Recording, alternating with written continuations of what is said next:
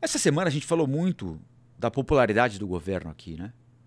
A pesquisa Quest, ruim para o governo. Ele nunca foi tão impopular.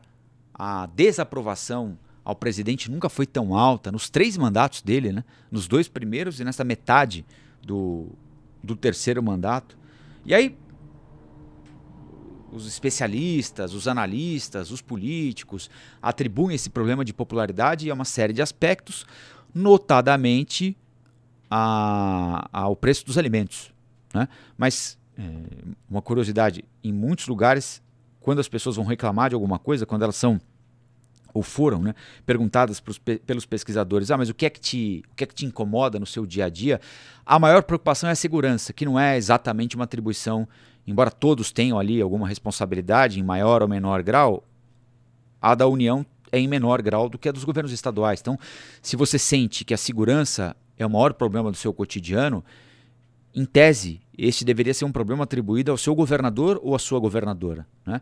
E os governadores, salvo um ou outro caso, do Rio de Janeiro, por exemplo, estão surfando numa boa onda, né? E quem está tomando caldo nesse momento aqui é o presidente da República. E do ponto de vista da popularidade, né? E repito sempre, agora pode mudar daqui 3 meses, né? Isso é uma pesquisa para a gente medir como estão as coisas agora mesmo, né? E qual o caminho que elas vêm trilhando. Não quer dizer que vai ser assim por todo sempre. Mas o presidente Lula tem manobrado aí para tentar, enfim, tirar o governo do corner, né?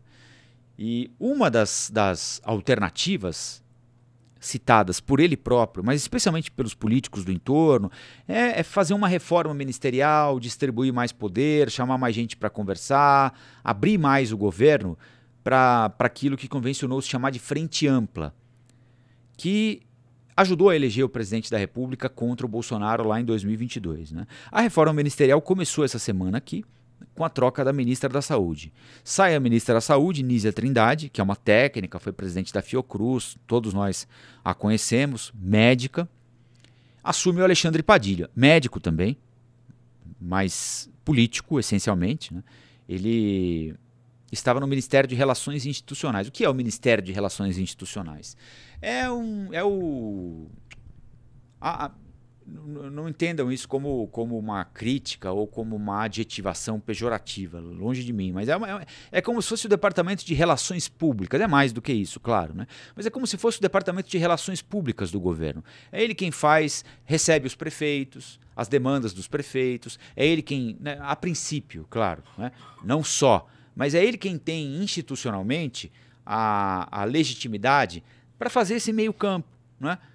Demandas dos prefeitos, demandas de governadores, conversar com o Congresso Nacional, conversar com o Poder Judiciário, né? É a institucionalidade da presidência da República, né? Então, você quer chegar à presidência da República, vem até aqui, me traz a sua demanda, que a gente vai tentar encaminhar, a gente vai tentar negociar, nós vamos ao Congresso, o governo precisa que aprovem isso, que aprovem aquilo, do que é que vocês precisam, como é que a gente pode chegar a um acordo. Esse é o Ministério de Relações Institucionais, que pressupõe ter um ministro ou uma ministra poderosos, ou seja, em quem, por exemplo, parlamentares, prefeitos e governadores podem confiar. Em que medida? Na medida em que eu fale com ele e saiba que eu não preciso falar com mais ninguém, entendeu? Fala assim, olha, o que eu preciso é de uma caneca nova. Então eu vou em quem? Eu vou no ministro de Relações Institucionais. Ele tem de ter poder para resolver o problema da minha caneca.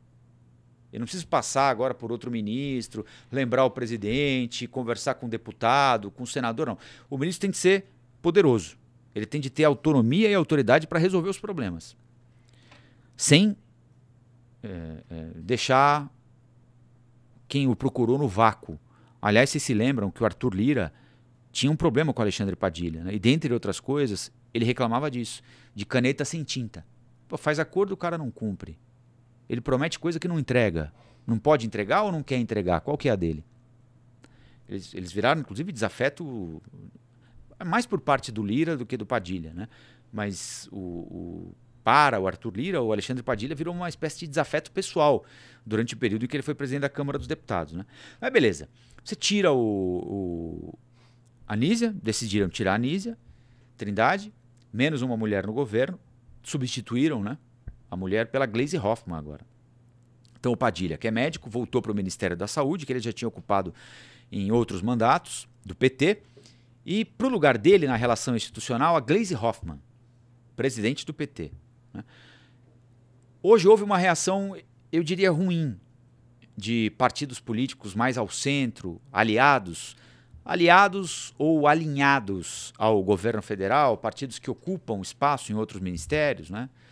Porque a deputada Gleisi Hoffmann, deputada pelo Paraná, é alguém, eu não sei se é justa, porque enfim, não convivo em Brasília, a gente replica o que acaba ouvindo, né?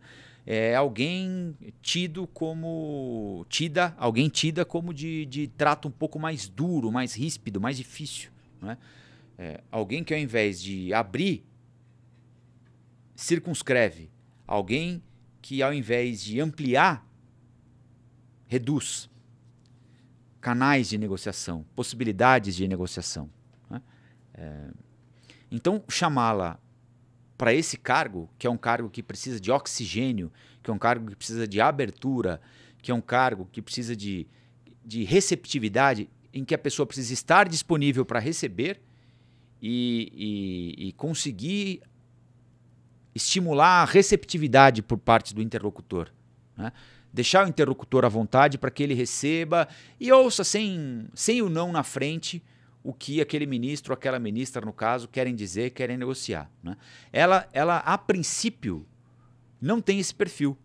Não tem o perfil daquele que vai agregar, ou seja, que vai ajudar o governo a sair lá do corner e voltar para o centro do ringue, né?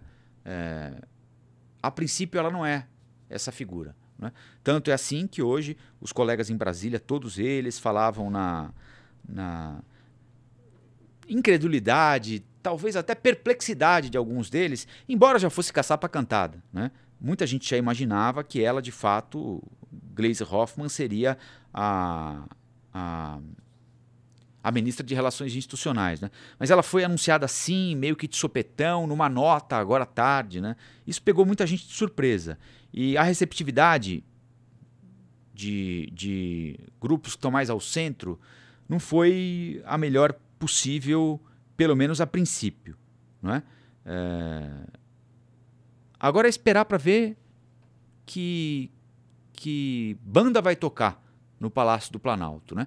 A leitura mais óbvia é de que o presidente não está abrindo espaço para aliados em funções que ele considera chave, como essa do Ministério de Relações Institucionais, né? Não chamou ninguém que não tenha íntima convivência com ele, e ele mantém íntima convivência com a Gleisi Hoffmann.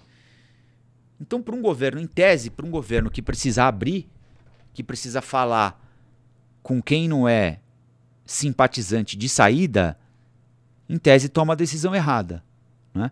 Porque você afunila mais as coisas, você se fecha mais entre os seus, né? A ministra Gleisi Hoffmann vai ter de mostrar uma capacidade a partir de agora que para muita gente ela não tem ou não usa adequadamente, que é a capacidade de interagir com quem é muito diferente dela, de deixar eventualmente os interesses mais ideológicos de lado para fazer composições que são necessárias, especialmente para a sobrevivência de um governo que nesse momento está nas cordas, está no corner. Por isso, muito questionamento sobre a escolha da Gleisi Hoffmann, que era também presidente do PT. Ela fatalmente vai mudar de comportamento, né? Porque quando ela é presidente do PT, ela fala por um grupo, ela fala por um segmento, ela fala pelos petistas, né? E ela diz coisas que não podem ser ditas no cargo de ministra de Estado, né? Ela na condição de presidente do PT, ela passou boa parte do tempo com a pedra na mão, né? Atingindo o Congresso, atingindo inclusive colegas dela, né? Petistas, ministros que ocupam determinados cargos importantes, também foram alvo de ataque da presidente do PT, que também atacou muitas vezes o Banco Central, né? Então isso fecha portas, não abre portas. Então a estranheza se dá por aí. O presidente Lula chama para um cargo em que é preciso abrir portas quem está acostumado a fechar portas ou chutar portas. Não que ela não possa se adaptar a essa nova circunstância, mas o governo tem tempo para isso? Os eventuais aliados ou aqueles que não estão conectados com a causa petista têm paciência para isso? Eles querem dar esse tempo para o governo ou muito pelo contrário?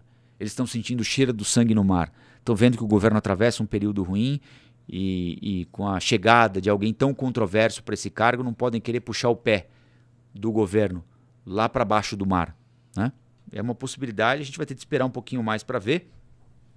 E esperar também um pouquinho mais para ver quando é que o presidente vai abrir um pouco mais se é que vai abrir, né?